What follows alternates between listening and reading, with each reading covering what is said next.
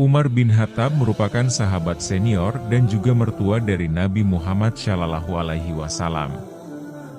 Beliau menjabat sebagai Khalifah Rasyidin yang kedua, menggantikan Abu Bakar As-Siddiq, dan memerintah mulai bulan Agustus tahun 634 Masehi sampai dengan wafatnya pada tahun 644 Masehi. Umar adalah khalifah pertama yang memegang gelar Amirul Mukminin, sebuah gelar yang kemudian menjadi standar bagi para khalifah yang menggantikannya. Awalnya, Umar menolak ajaran Nabi Muhammad SAW. Namun, setelah memeluk Islam pada tahun 616 Masehi, ia menjadi orang Muslim pertama yang beribadah secara terbuka di Ka'bah. Umar ikut serta dalam nyaris semua peperangan dan ekspedisi yang dipimpin oleh Nabi Muhammad SAW. Nabi Muhammad pun menikahi putri Umar, Hafsyah. Menyusul wafatnya Nabi Muhammad SAW pada bulan Juni tahun 632 Masehi, Umar mengucapkan kesetiaan kepada Abu Bakar sebagai khalifah pertama dan menjadi penasihat utamanya. Kemudian, pada Agustus 634 Masehi, Abu Bakar yang sedang sakit menunjuk Umar sebagai penerusnya. Selama pemerintahan Umar, kekhalifahan mengalami ekspansi yang belum pernah terjadi sebelumnya, menaklukkan Kekaisaran Sasaniyah dan lebih dari 2/3 Kekaisaran Bizantium. Serangan terhadap Kekaisaran Sasaniyah berujung pada penaklukan Persia dalam kurang dari 2 tahun mulai dari tahun 642 Masehi sampai dengan tahun 644 Masehi. Berdasarkan tradisi Yahudi, Umar mencabut larangan Kristen terhadap orang Yahudi dan memperbolehkan mereka kembali ke Yerusalem untuk beribadah di Bukit Bait Suci. Umar dibunuh oleh seorang budak Persia bernama Abu Lulu'ah pada tahun 644 Masehi. Umar sering dianggap oleh sejarawan sebagai salah satu khalifah Muslim yang paling berkuasa dan berpengaruh.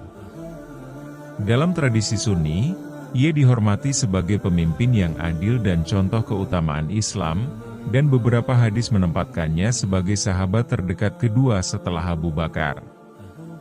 Namun, dalam tradisi Syiah 12 imam, ia bersama Abu Bakar, sering dilihat secara negatif sebagai orang yang merebut hak kekhalifahan dari Ali bin Abi Thalib, yang merupakan sepupu dan menantu Nabi Muhammad, serta imam pertama bagi Syiah.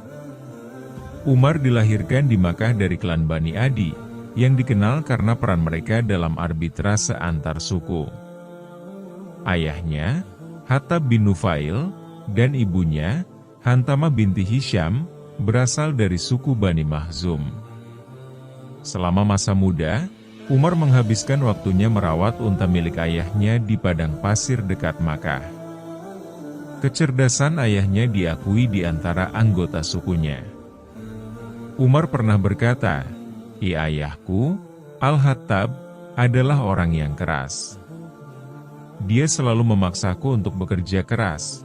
Jika aku malas, dia akan memukulku hingga aku lelah. Meskipun keaksaraan tidak lazim di Arabia pra-Islam, Umar mempelajari membaca dan menulis saat muda. Ia bukan penyair, namun ia mengembangkan kecintaan terhadap puisi dan sastra. Menurut tradisi Quraisy, sebagai remaja, Umar belajar seni bela diri, berkuda, dan gulat. Ia dikenal tinggi dan kuat, serta menjadi pegulat yang terkenal. Umar juga memiliki bakat berorasi dan menggantikan ayahnya sebagai mediator antar suku. Umar berkarier sebagai pedagang dan melakukan perjalanan ke Bizantium Romawi dan Persia Sasaniyah, di mana ia dikatakan bertemu dengan berbagai sarjana dan mempelajari masyarakat Romawi dan Persia. Namun, sebagai pedagang, ia tidak terlalu sukses. Seperti banyak orang lain pada zamannya, Umar juga menikmati minuman keras sebelum masuk Islam. Pada tahun 610 Masehi, Nabi Muhammad SAW memulai penyebaran ajaran Islam. Namun, Umar, seperti banyak penduduk Mekah lainnya, menolak Islam dan sempat mengancam akan membunuh Nabi Muhammad SAW. Ia bertekad mempertahankan kepercayaan politeistik tradisional Arab. Dengan tegas dan kejam, ia menentang Nabi Muhammad, terkenal karena kebrutalannya terhadap umat Islam. Umar menyarankan agar Nabi Muhammad SAW dihukum mati. Ia sangat menghargai persatuan suku Quraisy dan menganggap Islam sebagai sumber perpecahan dan konflik. Akibat dari penganiayaan tersebut, Nabi Muhammad SAW menginstruksikan sebagian pengikutnya untuk hijrah ke Abyssinia. Setelah sekelompok kecil Muslim hijrah, Umar merasa khawatir akan keutuhan suku Quraisy di masa depan dan berencana untuk membunuh Nabi Muhammad SAW. Umar memeluk Islam pada tahun 616 Masehi, setahun setelah hijrah ke Abyssinia. Peristiwa ini diabadikan dalam sirah yang ditulis oleh Ibnu Ishaq.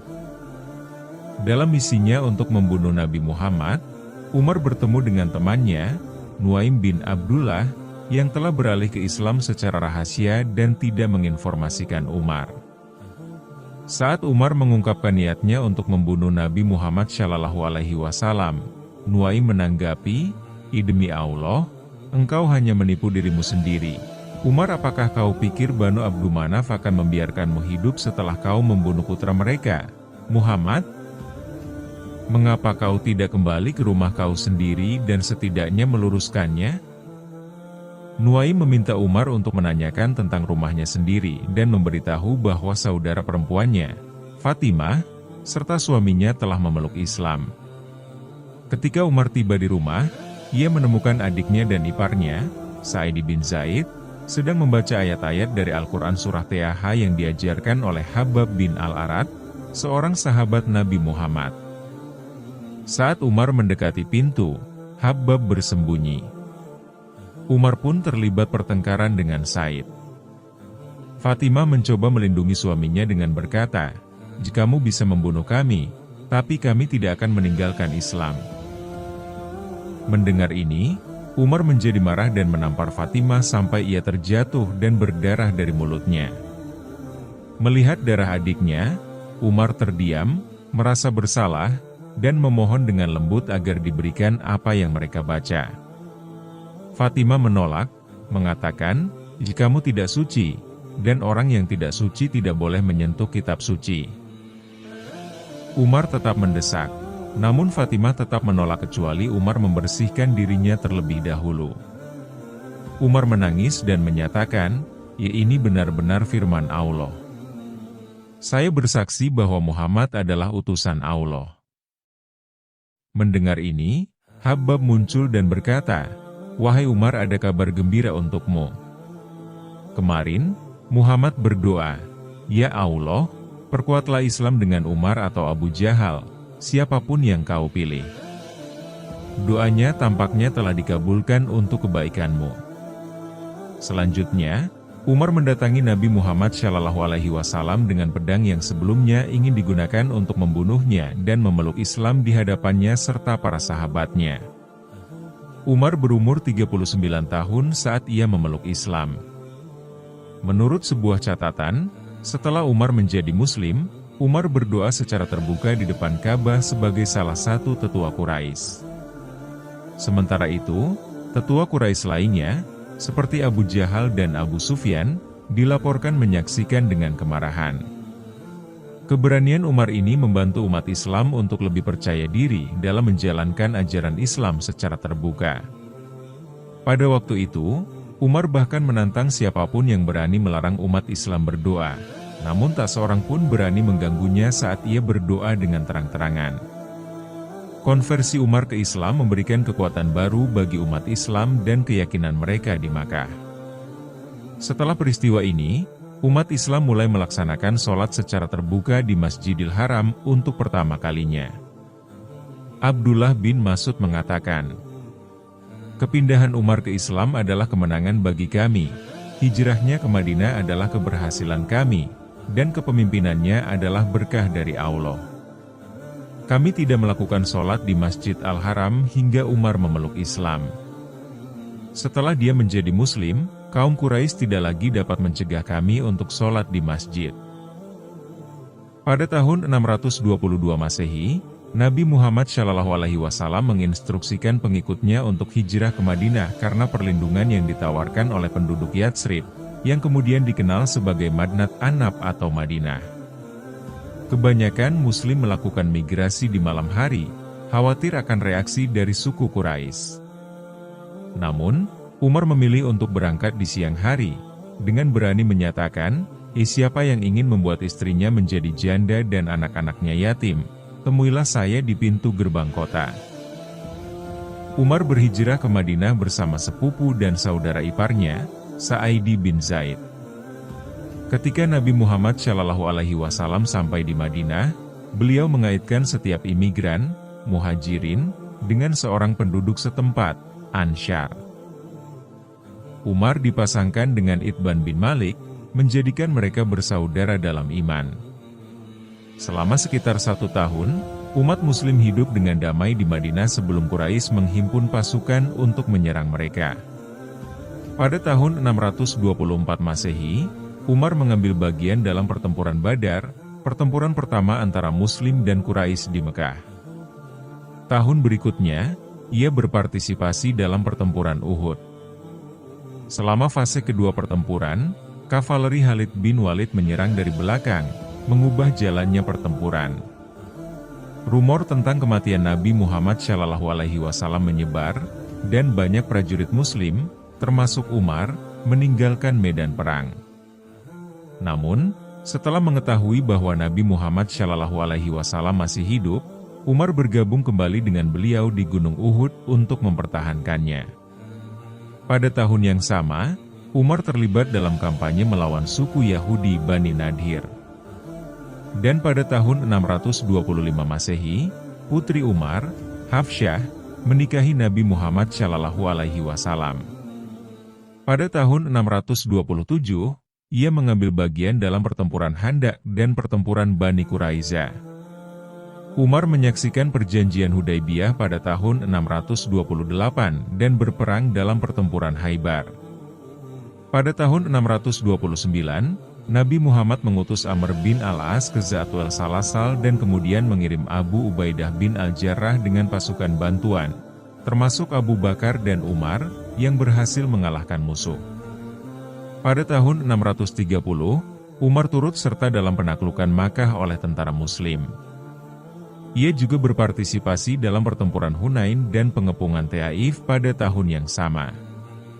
Selama persiapan pertempuran Tabuk, ia menjadi bagian dari pasukan Muslim yang mengumpulkan dana dan dikabarkan menyumbangkan setengah dari hartanya. Umar juga hadir dalam Haji Wada, yang dipimpin oleh Nabi Muhammad SAW pada tahun 632. Ketika Nabi Muhammad SAW meninggal dunia pada tanggal 8 Juni 632, Umar awalnya tidak percaya bahwa dia telah meninggal. Dikatakan bahwa Umar berjanji akan membunuh siapapun yang mengatakan bahwa Nabi Muhammad SAW wafat. Umar berkata, dia tidak wafat tetapi dia telah pergi ke Tuhannya seperti Musa pergi, menghilang dari kaumnya selama 40 malam, setelah itu dia kembali kepada mereka. Demi Allah, Nabi akan kembali sebagaimana Musa kembali kepada kaumnya, dan dia akan memotong tangan dan kaki orang-orang yang mengatakan bahwa dia, Rasul, telah mati. Abu Bakar kemudian secara terbuka berbicara kepada komunitas di masjid, mengatakan, "Barang siapa yang menyembah Muhammad, maka ketahuilah bahwa Muhammad telah wafat. Namun barang siapa yang menyembah Allah Subhanahu wa Ta'ala, maka ketahuilah bahwa Allah itu hidup dan tidak pernah mati." Mendengar ini, Umar berlutut dalam kesedihan dan menerima wafatnya Nabi Muhammad SAW. Muslim Sunni mengatakan bahwa penyangkalan atas wafatnya Nabi Muhammad SAW disebabkan oleh cintanya yang dalam kepadanya.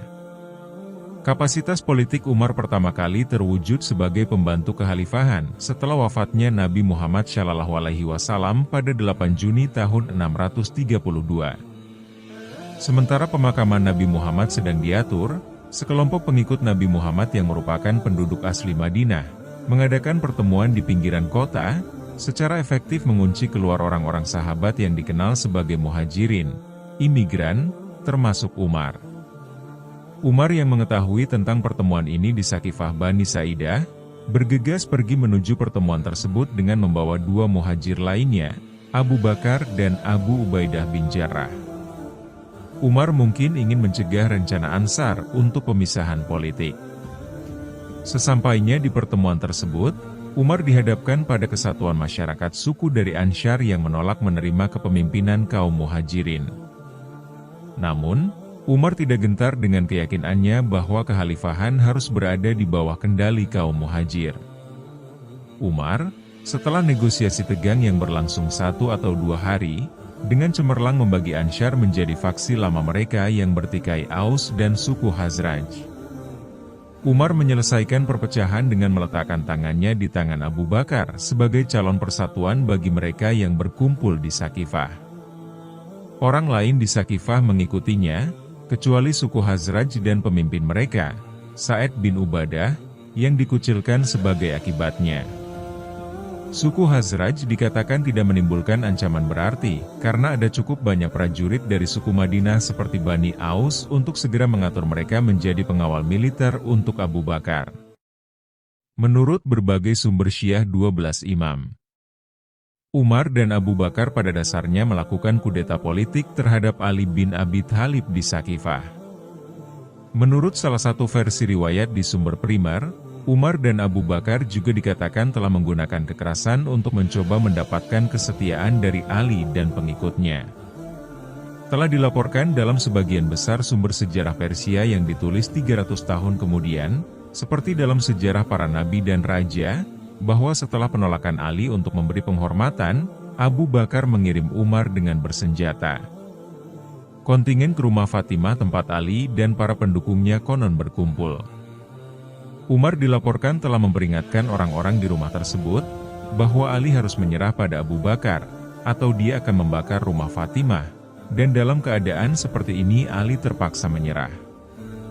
Versi peristiwa ini, yang diterima sepenuhnya oleh ulama Syiah, umumnya ditolak oleh ulama Sunni yang, mengingat laporan lain dalam literatur mereka, percaya bahwa Ali bersumpah setia kepada Abu Bakar tanpa ada keluhan. Tapi kemudian sumber-sumber Sunni dan Syiah lainnya mengatakan bahwa Ali tidak bersumpah setia kepada Abu Bakar setelah pemilihannya, tetapi 6 bulan kemudian setelah kematian istrinya, Fatimah. Baik Sunni maupun Syiah sama-sama menerima bahwa Ali merasa bahwa Abu Bakar seharusnya memberitahunya sebelum pergi ke pertemuan dengan Ansyar, dan bahwa Ali bersumpah setia kepada Abu Bakar.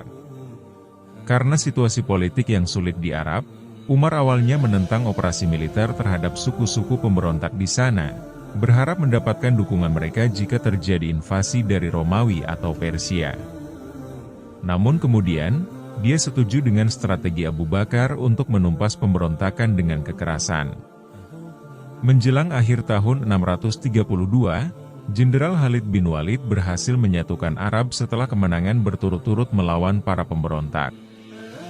Selama masa pemerintahannya sendiri nanti, Umar kebanyakan mengadopsi kebijakan menghindari perang dan mengkonsolidasikan kekuasaannya di tanah yang tergabung daripada memperluas kerajaannya melalui peperangan terus-menerus.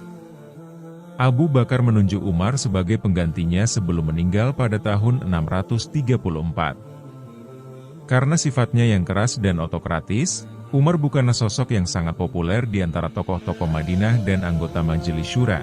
Oleh karena itu, para sahabat Abu Bakar yang berpangkat tinggi berusaha mencegahnya untuk tidak menyebut nama Umar. Namun demikian, Abu Bakar tetap memutuskan untuk menjadikan Umar sebagai penggantinya. Umar terkenal karena kemauannya yang luar biasa, sikap penuh perhitungan, kecerdasan politiknya, ketidakberpihakannya, keadilannya, dan kepeduliannya terhadap orang miskin. Abu Bakar dilaporkan telah berkata kepada para penasihat tinggi, "Ketegasannya, Umar, ada karena kelembutanku." Ketika beban kekhalifahan telah berada di atas bahunya, dia tidak akan lagi tegas.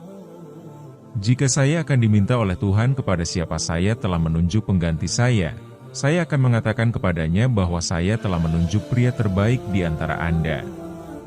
Abu Bakar menyadari kekuatan dan kemampuan Umar untuk menggantikannya. Dia mungkin merupakan salah satu transisi kekuasaan yang paling mulus dari satu otoritas ke otoritas lain di negeri-negeri Muslim. Sebelum kematiannya, Abu Bakar memanggil Utsman bin Affan untuk menulis wasiatnya di mana dia menyatakan Umar sebagai penggantinya. Meskipun hampir semua umat Islam telah memberikan janji kesetiaan mereka kepada Umar, dia lebih ditakuti daripada dicintai. Menurut Muhammad Hussein Haikal, tantangan pertama bagi Umar adalah mendapat dukungan dari rakyatnya dan anggota Majelis Syura.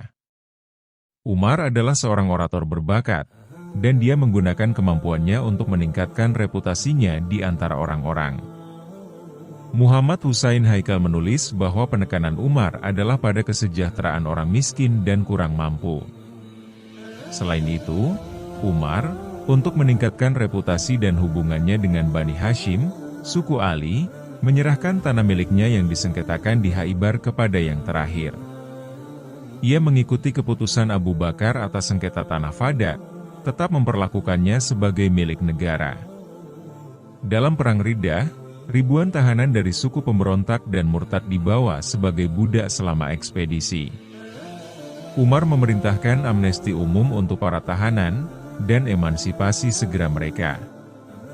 Hal ini membuat Umar cukup populer di kalangan suku Arab Badui. Dengan dukungan publik yang diperlukan di pihaknya, Umar mengambil keputusan berani untuk memanggil kembali dan memberhentikan Khalid bin Walid dari jabatan komando tertinggi di garis depan Romawi. Pemerintahan Umar adalah pemerintahan kesatuan, di mana otoritas politik yang berdaulat adalah khalifah.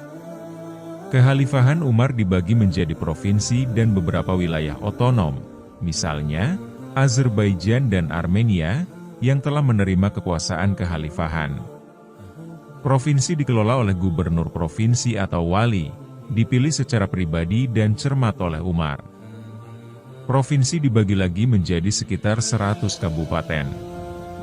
Setiap kabupaten atau kota utama berada di bawah tanggung jawab seorang gubernur muda atau amir, biasanya diangkat oleh Umar sendiri, tetapi kadang-kadang juga ditunjuk oleh gubernur provinsi. Di beberapa distrik ada perwira militer yang terpisah, meskipun wali, dalam banyak kasus, adalah Panglima Angkatan Darat yang bermarkas di provinsi tersebut. Setiap janji dibuat secara tertulis. Pada saat pengangkatan dikeluarkan instrumen instruksi dengan maksud untuk mengatur tingkah laku wali. Saat menjabat, wali diminta untuk mengumpulkan orang-orang di masjid utama, dan membacakan instrumen instruksi di depan mereka. Karena Madinah, dengan populasi yang berkembang pesat, berisiko mengalami kelaparan yang berulang saat panen berkurang, Umar berupaya memfasilitasi impor biji-bijian. Dia memerintahkan pembangunan kanal yang menghubungkan Sungai Nil ke Laut Merah dan perbaikan infrastruktur pelabuhan di pantai Arab. Ketika Basra didirikan pada masa pemerintahan Umar, dia mulai membangun kanal sepanjang 9 mil dari Tigris ke Kota Baru untuk irigasi dan air minum.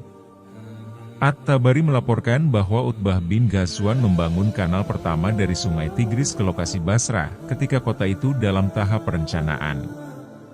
Setelah kota dibangun, Umar menunjuk Abu Musa al-Asy'ari sebagai gubernur pertamanya. Dia mulai membangun dua kanal penting, Al-Ubula dan Makil, menghubungkan Basra dengan Sungai Tigris. Kedua kanal ini menjadi dasar pengembangan pertanian di seluruh wilayah Basra dan digunakan untuk air minum. Umar juga mengadopsi kebijakan untuk memberikan tanah tandus kepada mereka yang berusaha mengolahnya. Kebijakan ini berlanjut selama periode Bani Umayyah dan menghasilkan penanaman lahan tandus yang luas melalui pembangunan saluran irigasi oleh negara dan oleh individu. Di bawah kepemimpinan Umar, kekhalifahan berkembang. Karenanya, dia mulai membangun struktur politik yang akan menyatukan wilayah yang luas. Dia melakukan banyak reformasi administrasi dan mengawasi kebijakan publik dengan cermat, mendirikan administrasi lanjutan untuk tanah yang baru ditaklukkan, termasuk beberapa kementerian dan birokrasi baru, dan memerintahkan sensus semua wilayah Muslim. Selama pemerintahannya, kota garnisun atau Amsar Basra dan Kufah didirikan atau diperluas. Pada tahun 638, ia memperluas dan merenovasi Masjidil Haram, Masjid Agung, di Makkah dan Masjid Nabawi, Masjid Nabi, di Madinah. Umar juga memerintahkan pengusiran komunitas Kristen dan Yahudi Najran dan Khaybar ke Suriah dan Irak. Dia juga mengizinkan keluarga Yahudi untuk bermukim kembali di Yerusalem, yang sebelumnya dilarang dari semua orang Yahudi. Dia mengeluarkan perintah agar orang Kristen dan Yahudi ini diperlakukan dengan baik dan memberi mereka tanah yang setara di pemukiman baru mereka. Umar juga melarang non-Muslim berada di Hijaz lebih dari 3 hari. Ia adalah orang pertama yang mendirikan Angkatan Darat sebagai Departemen Negara. Umar adalah pendiri fikih, atau jurisprudensi Islam. Dia dianggap oleh Muslim Sunni sebagai salah satu faqih terbesar, dan, dengan demikian, dia memulai proses kodifikasi hukum Islam. Pada tahun 641, ia mendirikan atau memperluas Baitul Mal, sebuah lembaga keuangan dan memulai tunjangan tahunan bagi umat Islam. Sebagai seorang pemimpin, Umar dikenal dengan gaya hidupnya yang sederhana dan keras. Alih-alih mengadopsi kemegahan dan tampilan yang dipengaruhi oleh para penguasa saat itu, dia terus hidup seperti ketika umat Islam masih miskin dan teraniaya. Pada tahun 638, tahun keempatnya sebagai khalifah dan tahun ke-17 sejak hijrah, dia menetapkan kalender Islam yang dihitung dari tahun hijrah Nabi Muhammad dari Mekah ke Madinah. Pada suatu subuh yang gelap, ketika Umar sedang memimpin salat subuh berjamaah di Masjid Nabawi, Madinah, seorang Buddha dari Persia, Abu Lulu'ah menikamnya dengan belati bermata dua. Ada beberapa versi yang berbeda tentang kronologi kejadiannya. Menurut salah satu versi, dia juga membunuh Kulaib bin Bukair al-Laitsi yang berada di belakang Umar. Sementara menurut versi lain dia menikam 13 orang yang mencoba menahannya. Menurut beberapa catatan, Umar meninggal pada hari yang sama. Sementara catatan lain menyatakan bahwa dia meninggal 3 hari kemudian. Bagaimanapun, Umar meninggal karena luka-lukanya pada hari Rabu 26 Zulhijjah 23 Hijriah, 6 November tahun 644 menurut penanggalan Masehi. Beberapa sumber sejarah melaporkan bahwa Abu Lulu'ah ditawan dan dieksekusi karena membunuh Umar bin Khattab, sementara sumber lain mengeklaim bahwa dia bunuh diri. Setelah kematian Abu Lulu'ah, putrinya dibunuh oleh Ubaidullah bin Umar, salah satu putra Umar. Ubaidullah bertindak setelah mendengar klaim salah satu orang, antara Abdurrahman bin Auf atau Abdurrahman bin Abu Bakar, yang mengaku melihat Abu Lulu'ah bersekongkol dengan 2 orang Persia lainnya yaitu Hurmuzan, penasihat militer Persia Umar, dan Jufainah, seorang pria Kristen dari Irak yang dibawa ke Madinah untuk menjadi guru sebuah keluarga di Madinah. Pada akhirnya, Hurmuzan dan Jufainah juga dibunuh oleh Ubaidullah. Setelah Ubaidullah ditahan karena pembunuhan ini, dia mengancam akan membunuh semua tawanan asing yang tinggal di Madinah, serta beberapa orang lainnya. Meskipun sejarawan Syiah cenderung berpendapat bahwa Ubaidullah mungkin telah dihasut oleh saudara perempuannya Hafsyah binti Umar untuk membalas kematian ayah mereka, pembunuhannya terhadap Hurmuzan dan Jufainah kemungkinan disebabkan oleh gangguan mental daripada konspirasi seperti yang dituduhkan oleh para sejarawan Syiah.